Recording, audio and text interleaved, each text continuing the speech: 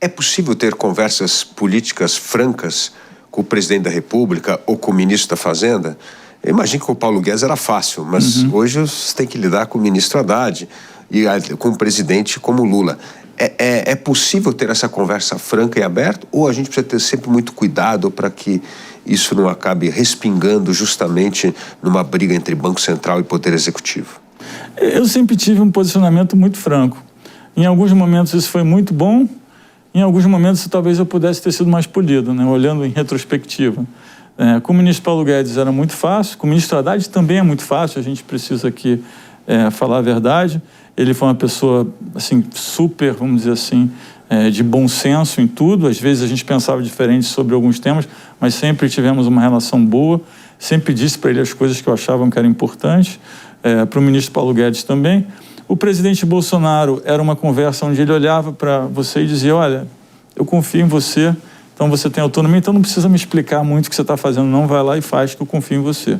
E com o presidente Lula eu tive menos contato, né? Teve uma conversa inicial, e talvez eu pudesse ter sido um pouco mais polido naquela conversa, depois teve muito ruído, mas eu me lembro uma época ali no governo Bolsonaro, ali naquele último ano, que a gente estava subindo muitos juros, né? No ano da eleição, e eu falei: poxa, eu vou perto da eleição. E ele falou: não, Roberto, eu confio em você, toca aí, não precisa mais me ligar, não. Então, assim, eu tinha naquele momento, assim, muita convicção que tinha autonomia total para trabalhar. Então, eu tive uma relação boa, mas, assim, tanto com o ministro Paulo Guedes como com o ministro Haddad, sempre tive uma relação boa e muita capacidade de se comunicar, explicar o que a gente estava fazendo. Eu diria que isso funcionou bem. Duas questões muito caras ao seu avô, a você e a mim também. Primeiro, abertura econômica. Essa é uma pauta no Brasil que não anda. Entra governo, sai governo, e nós continuamos a ser uma das economias mais fechadas do mundo. Como você agora tem habilidade técnica e política, o que está faltando para a gente convencer o Congresso, a sociedade, da importância da abertura econômica justamente para esse ganho de produtividade e de competitividade do Brasil? Quando a gente pensa em termos, vamos dizer assim, de modelagem econômica, pensa no modelo desse de equilíbrio geral, você sempre esbarra naquele seguinte ponto, né? Que eu quero abrir a economia, quero que minhas empresas sejam competitivas, né? Aí o empresário diz: não, mas eu não tenho como ser competitivo porque eu tenho condições internas piores do que os meus competidores têm em outros países. Quando você traduz vamos dizer assim, essa confusão econômica grande para quem está nos assistindo, eu acho que grande parte da reclamação estava na parte tributária, né?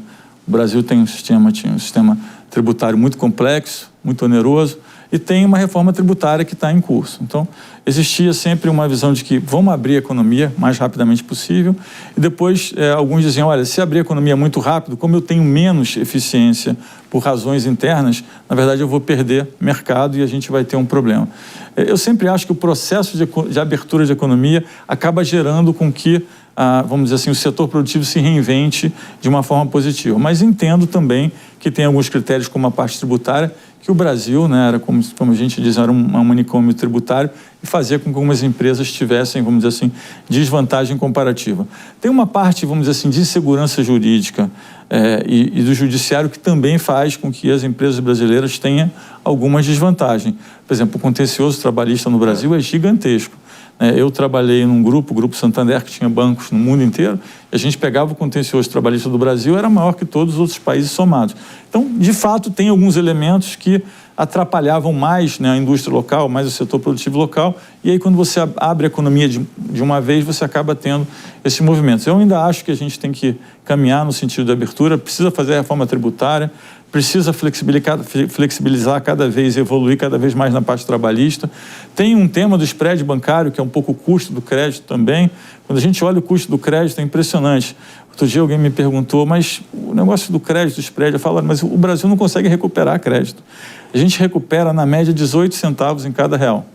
Pra você ter uma ideia, acho que tem poucos países no mundo, eu tenho de cabeça alguns, países que são piores que o Brasil em recuperação de crédito.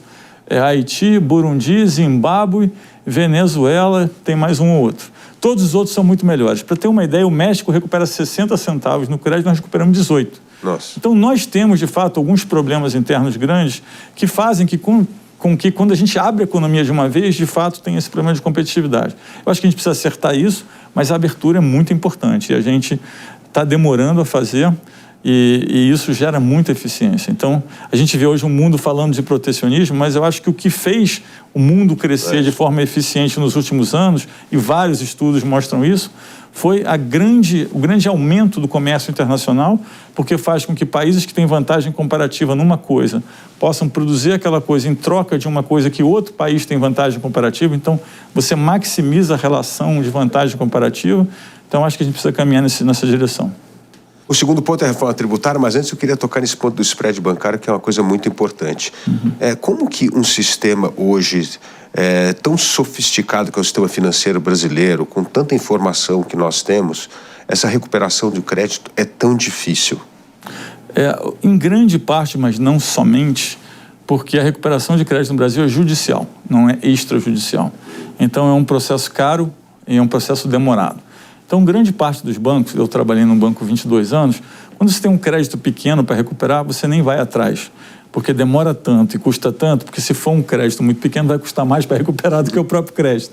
Então, isso faz com que, em alguns momentos, os bancos façam o que a gente chama de write-off, ou seja, olha, esse crédito pequeno, bota zero, não vou recuperar. Isso, obviamente, eleva o custo de tudo, então tem um problema associado a isso. Eu acho que grande parte está ligado a ter um sistema de recuperação de crédito que é moroso e que é ineficiente. Se fosse extrajudicial, e alguns países que passaram de judicial para extrajudicial, a gente vê que teve melhoras, tem algumas indicações nesse sentido. Tem alguns outros detalhes, principalmente na parte do colateral, da visibilidade do colateral. Isso a gente fez várias reformas que vão melhorar. O Drex faz com que isso melhore assim, quase exponencialmente, porque a verdade é que eu faço um empréstimo, boto um ativo de colateral. Quem está me dando empréstimo precisa ter certeza que aquele colateral existe, que eu não dei para uma outra pessoa, que ele está sendo bem avaliado. Então, a transparência do colateral faz com que também você consiga ter spreads menores. Tem algumas outras coisas, mas acho que essa são os grandes fatores. Então, o Drex vai ajudar a reduzir o spread? Vai ajudar a reduzir muito. E aumenta muito a eficiência na intermediação financeira. Bom, a segunda reforma que o seu avô defendia, que nós também defendemos, é a reforma tributária, né? É óbvio que nós caminhamos por uma reforma tributária que é a adoção do imposto de valor agregado, que pelo menos simplifica as regras tributárias, acaba com os impostos cumulativos, vai taxar mais o consumo do que renda, enfim, tudo que é mais a renda do que o consumo, então tudo certo. O problema é que esses interesses corporativistas que a gente está falando estão, na verdade, destruindo a reforma tributária que foi aprovada na regulamentação. Cada um quer defender o seu feudo, a sua capitania, eu sou especial, precisa de uma alíquota especial, um regime especial. Você está frustrado com... Porque eu tô muito frustrado, eu estou vendo, mas que bom que nós avançamos numa reforma tributária que vai fazer com que o Brasil tenha uma regra igual ao resto do mundo. Mas que ruim que na hora da regulamentação os corvos estão indo lá, cada um querendo salvar o seu feudo e a sua capitania. Olha, esse é um tema que daria um outro programa, né? Mas tentando assim, resumidamente, a minha opinião, e aí eu estou mais na parte do economista, né, do que do prático aqui, uma boa reforma tributária precisa ter um tripé, 3 tipos de direcionamento. Precisa ter o economista que vai dizer, olha, isso é eficiente do ponto de vista econômico, ou não. Precisa ter a pessoa da Receita que diz, olha, eu consigo arrecadar, né? Não só é eficiente, como eu consigo, a máquina arrecadatória consegue atingir isso. E precisa ter o advogado que diz, olha, isso aí não vai ser judicializado, porque não adianta ter uma coisa que seja eficiente, que seja economicamente viável, se vai tudo ser judicializado. Então, você precisa ter esses 3 grupos. Esse é o primeiro ponto. A gente teve algumas tentativas de fazer reforma tributária que eram ou sempre a pessoa da Receita fazendo, então fazia de uma forma que era fácil de arrecadar, mas nem sempre era eficiente do lado econômico e gerava judicialização. A gente teve umas tentativas também que era muito do advogado fazendo, então ele queria minimizar o contencioso, mas não era nem eficiente e nem era arrecadável. Então, assim, a gente teve algumas tentativas. Eu acho que dessa vez a gente olhou um pouco os 3 ângulos. Se a gente pensar o que a gente tem de grandes eficiências, uma você falou, que é consumo e renda. A segunda é taxar demais o capital e de menos a mão de obra. Quando eu taxo muito o capital e menos a mão de obra, eu vou organizar um processo produtivo onde eu vou ter mais unidade de mão de obra por capital e isso gera ineficiência. A terceira é o ponto de você taxar a diferença entre taxar onde o bem é produzido e onde ele é consumido, né? O problema, quando você tem uma diferença muito grande nisso, se você taxa onde ele é produzido e não onde ele é consumido, aí você começa a ter guerra fiscal entre os estados e a gente, né, embaralha a nossa malha logística com gente fazendo produtos muito longe do consumidor simplesmente para ter benefício tributário. Tem uma outra que é a simplicidade, né? Simplicidade, vamos dizer assim, da arrecadação. Então, se a gente pensar essas dimensões de ineficiência, eu diria que a reforma que tem aí, ela endereça grande parte dos problemas. É óbvio, mas a gente está agora passando por essa parte de grupos de interesse e tal. Sempre a gente vai chegar à conclusão que poderia ter sido melhor, mas eu acho que foi um avanço, tá? Eu olho do ponto de vista da construção do tripé e dos grandes problemas de ineficiência, eu acho que ela não endereça todos, mas vai na direção correta.